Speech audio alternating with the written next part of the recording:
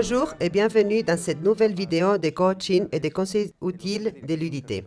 Dans les vidéos précédentes, nous avons vu que tout ce que nous faisons et la manière dont nous nous comportons est directement lié à la manière dont nous traitons l'information et à la façon avec laquelle cette information est filtrée à travers notre cerveau en permanence, par le biais, entre autres, de cette combinaison d'a priori qui nous fait agir d'une manière particulière ou d'une autre. Nous avons vu les caractéristiques et les particularités de ces modèles, les modèles proactifs-réactifs et les modèles distance-empathie. Les autres modes de fonctionnement que nous verrons aujourd'hui sont les cadres de référence interne-externe, créatif-normatif, global-détail et enfin les cadres similitudes-différences.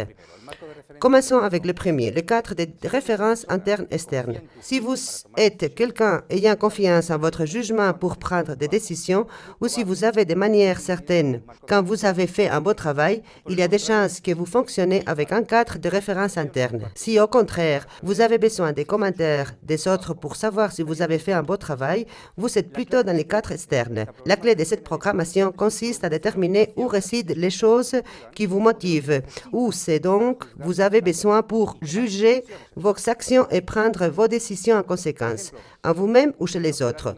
Par exemple, un supérieur, un maire, un conseiller nouvellement arrivé dans un poste sans expérience dans un poste similaire a généralement un cadre de référence externe. Mais au fur et à mesure qu'il va apprendre son métier, l'équilibre va se déplacer vers un cadre de référence interne. La même chose s'applique à vos équipes. Vérifiez quel est le cadre de référence de votre personnel et ils seront motivés en permanence. Alors, chers dirigeants, si vous êtes de ceux qui ont un cadre de référence interne, s'il vous plaît, n'oubliez pas de fournir des retours à votre personnel parce que vos collègues de travail ont peut-être un cadre de référence externe et ont besoin d'éloges, où ils veulent savoir ce qu'ils sont en train de faire et s'ils le font bien. Peut-être que vous avez déjà trouvé dans votre service un salarié avec un cadre de référence interne affirmé et vous trouvez qu'il est difficile de communiquer avec lui. Sauf si vous leur expliquez très bien la nécessité des résultats que l'on attend de leur travail, les employés ayant la tendance interne sont souvent difficiles et il est difficile de travailler et de communiquer avec eux. De tels employés préfèrent faire les choses à leur façon. Les personnes ayant une tendance externe, au contraire, sont plus faciles à piloter tant que vous comprenez qu'ils ont besoin de votre soutien et de vos directives en permanence. Mais comment pouvez-vous déterminer si une personne a un cadre interne ou externe? Cela tient aux questions et aux réponses. Peut-être qu'une question de ce type sera plus utile pour vous. Comment savez-vous que vous avez rendu un bon travail? Une personne qui utilise un référentiel interne va peut-être répondre quelque chose comme « Je sais que j'ai fait du bon travail », alors qu'une personne avec un cadre de référence externe va peut-être répondre « Mes collègues l'ont regardé et ça leur a plu ». Au niveau du langage, ce qui permettra d'atteindre un meilleur niveau de communication et même de détecter les cadres de référence, c'est l'utilisation des phrases du genre « Vous êtes le meilleur juge », je laisse cela à votre discrétion, faites ce que vous entendez, examinez les faits et ensuite prenez vous-même la décision. Quand vous êtes avec quelqu'un dont les cadres de référence est externe, vous pouvez utiliser les expressions comme « On vous donnera sûrement le feu vert, votre travail et votre projet ont été très bien reçus, ce sera certainement très bien. » Le modèle suivant est celui qui oppose les créatifs et les normatifs. Si vous êtes une personne du genre vous prendrez plaisir à essayer de nouvelles choses. Si vous êtes une personne du genre normatif, vous préférerez suivre une procédure spécifique pour accomplir vos tâches. Les gens qui sont plutôt créatifs aiment la variété. Au contraire, si vous êtes plutôt du genre normatif, vous serez compétent pour initier de nouveaux projets avec des directives très concrètes. Si vous êtes plutôt normatif, vous préférerez suivre des règles claires, mais vous préférerez qu'elles vous soient dictées plutôt que de les établir vous-même.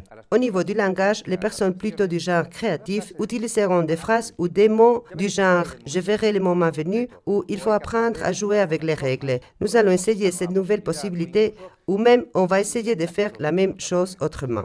En revanche, les personnes plutôt du genre normatif utiliseront des mots comme « suivez les étapes indiquées, respectez les règles étape par étape, premièrement, deuxièmement, troisièmement ». Le cadre suivant oppose la vision du global et du détail. Certaines personnes vont plus facilement comprendre un projet ou un problème de manière globale, ce qui leur permet de fixer des objectifs plus généraux.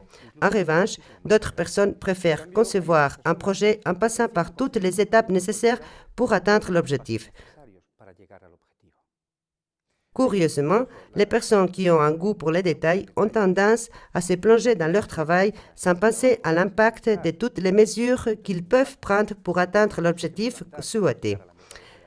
Par conséquent, ils peuvent ne jamais atteindre leur but, ou bien ne l'atteindre qu'une fois qu'ils auront mis beaucoup d'énergie et de temps dans ces projets. Les personnes qui ont tendance à fonctionner avec une vision globale comprendront les choses plus facilement si elles entendent des termes comme point de vue général, l'idée à vol d'oiseau, en 2 mots, ou essentiellement l'idée du projet est la suivante. En revanche, les personnes qui fonctionnent avec une vision du détail écouteront mieux, amélioreront considérablement le niveau de communication et de feedback lorsque vous utilisez des termes tels que plan, précisément, le calendrier, la planification, concrètement, premièrement, deuxièmement, troisièmement, immédiatement. Soyez prudent lorsque vous travaillez avec un supérieur ou votre maire en fonction de leur cadre de référence global ou détail. Si votre maire supérieur ou conseiller municipal est du genre global, vous ferez mieux de faire un résumé de votre rapport au lieu de rentrer dans les détails parce que sinon il va s'ennuyer et ne vous écoutera pas, et vice-versa. Enfin, le dernier cadre de référence est celui qui oppose la vision des similitudes et la vision des différences. Cette programmation mentale précise comme vous classifiez l'information pour comprendre les choses.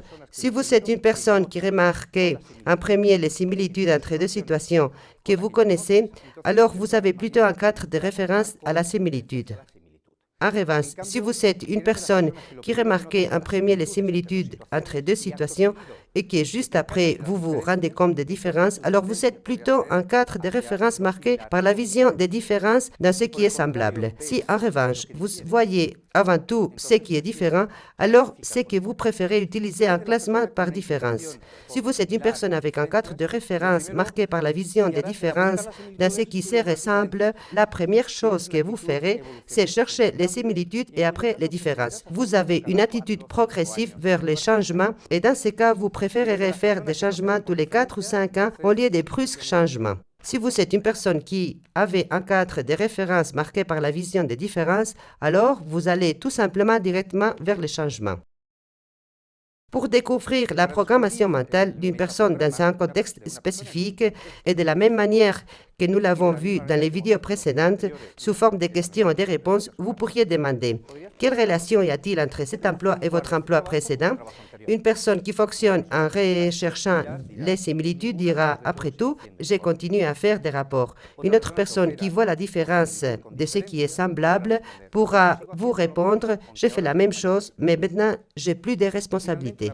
Et enfin, une personne qui voit avant tout les différences dira « Cela n'a rien à voir avec ce que je faisais avant, même si ce n'est pas certain ». Les personnes qui fonctionnent en recherchant les similitudes utilisent des mots du genre pareil, en commun, semblable, comme toujours, identique, comme.